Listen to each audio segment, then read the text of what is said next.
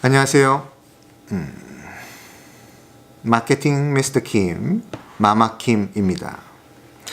자, 오늘은 최근에 나왔던 뉴스와 관련된 그런 예전 스토리 하나를 말씀드리겠습니다. 자, 최근에 나온 소식 중에 하나가 뭐였냐면은 삼성전자의 3분기 영업 실적에 대한 결과였어요.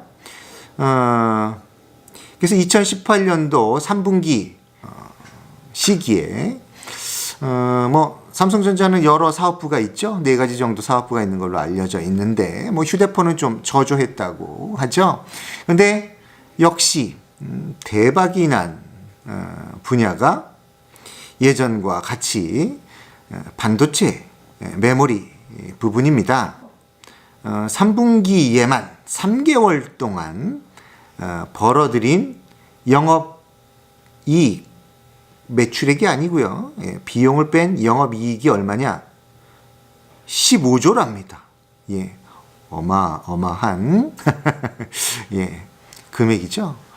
물론 그것이 나중에 또 다시 다른 반도체를 만들기 위한 연구와 생산 설비에 투자가 되긴 하지만 어쨌든 일반 보통 기업들이 감히 상상할 수 없는, 사실 매출액으로도 기록하기 어려운 그런 금액을 영업이익으로 벌어들였다라는 것은 대단한 결과이면은 틀림이 없습니다. 자, 다 아시다시피 최근에 와서 이렇게 삼성전자가 반도체 부분에서 호조를 보이는 것은 얼마 전에 있었던 미국의 모기지론 사태로 인한 세계 경제의 불안으로 야기된 반도체 업계의 치킨 게임에서 결과된 것이죠. 그래서 반도체 업계가 세계 경제가 이제 상당히 어려워지면서 반도체에 대한 수요가 줄어들게 됐는데 어떤 반도체 업체도 쉽게 생산량을 줄이지 않은 거예요.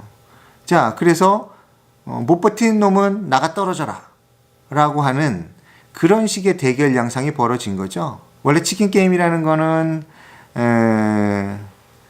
뒷골목에서 건달들이 양쪽에서 차를 몰고 상대방한테 돌진을 하다가 겁쟁이가 정면 충돌하면 죽으니까 먼저 핸들을 꺾어서 피하면 그놈이 치킨이다. 치킨이라는 게 속어로 이제 영어로 겁쟁이라는 그런 의미니까요. 그런 걸 치킨 게임이라고 원래 부르는데, 자, 그런 게임 방식이 반도체 업계에도 도입이 된 거다라고 본 거죠.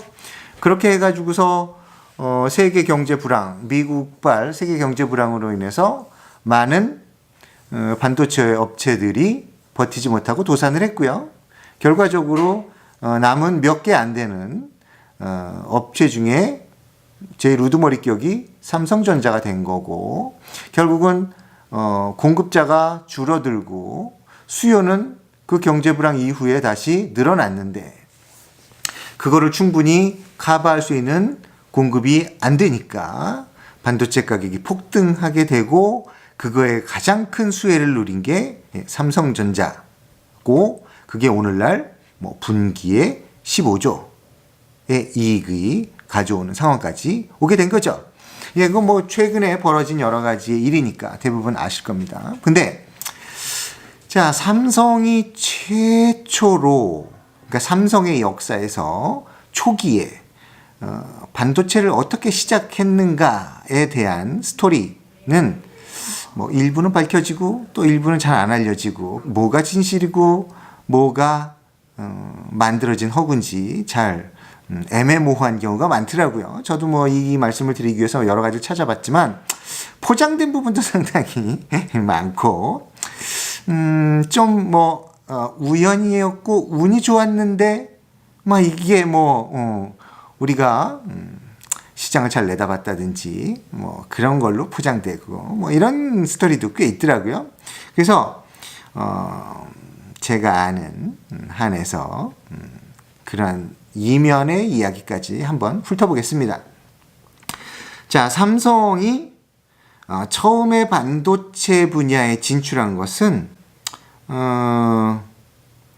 물론 반도체 업계의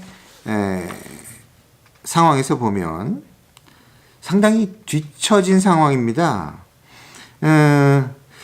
삼성이 반도체에 진출한 최초는 무엇이냐면은 1974년 12월에요.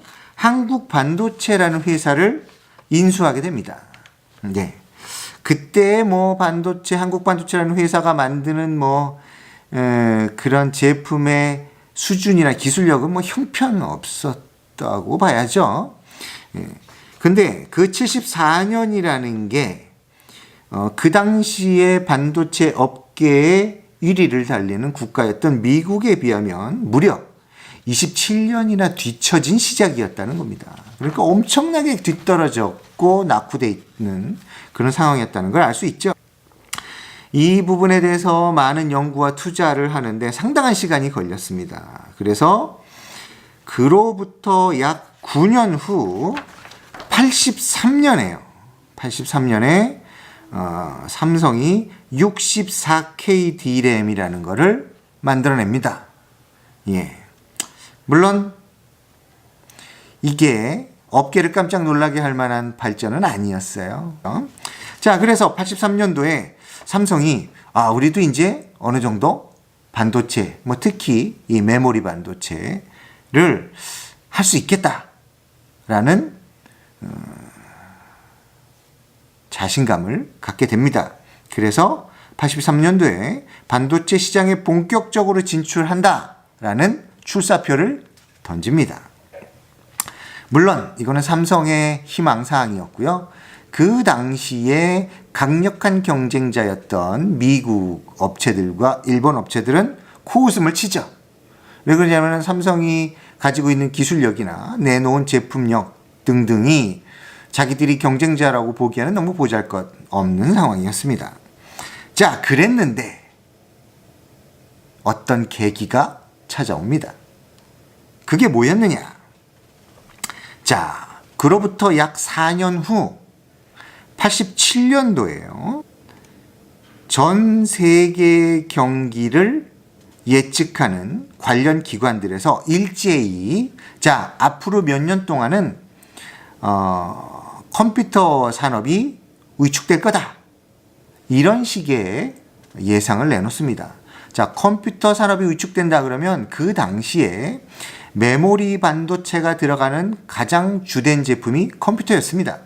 지금은 무슨 스마트폰이니 여러 가지 정보화 기기에 엄청나게 많은 이 메모리 반도체가 필요하지만 그 당시에는 메모리 반도체의 거의 대부분이 컴퓨터에 들어가고 있었어요. 그래서 컴퓨터 산업이 위축된다는 것은 곧 반도체 시장이 겨울이 찾아온다라는 걸 의미하는 거였죠. 그래서 이러한 예측에 발맞춰서 미국과 일본 업체들은 발빠르게 대처를 합니다. 그게 뭐냐면 새로운 설비 투자를 중단합니다. 왜 그러냐? 앞으로 4, 5년 정도는 반도체가 잘 안 팔릴 거다. 그런데 만약에 지금 투자를 해서 설비를 늘리고 새 제품을 내놓으면 시장에 공급 과잉이 일어나서 그걸 부메랑으로 자기들한테 돌아오기 때문에 자기들이 제품 가격을 낮춰야 되고 그렇게 되면 채산성이 악화되고 여러모로 좋지 않으니까 이런 미래가 예상될 때는 한 걸음 쉬어가는 것이 좋겠다라고 전 세계에 있는 반도체 업체들, 앞서가는 업체들은 판단을 했죠. 자, 이 상황에서 삼성은 선택의 갈림길에 했습니다. 왜? 삼성의 반도체는 아직도 선진 기업들이 만들어내는 최신 제품을 겨우겨우 따라가면서 만드는 정도의 수준이었기 때문에 지금 우리가 멈추게 되면은 경쟁자들을 따라갈 수 있는 기회를 영원히 놓치게 될 수 있다는 거죠. 그래서 삼성 같은 경우에는 어떻게 했느냐?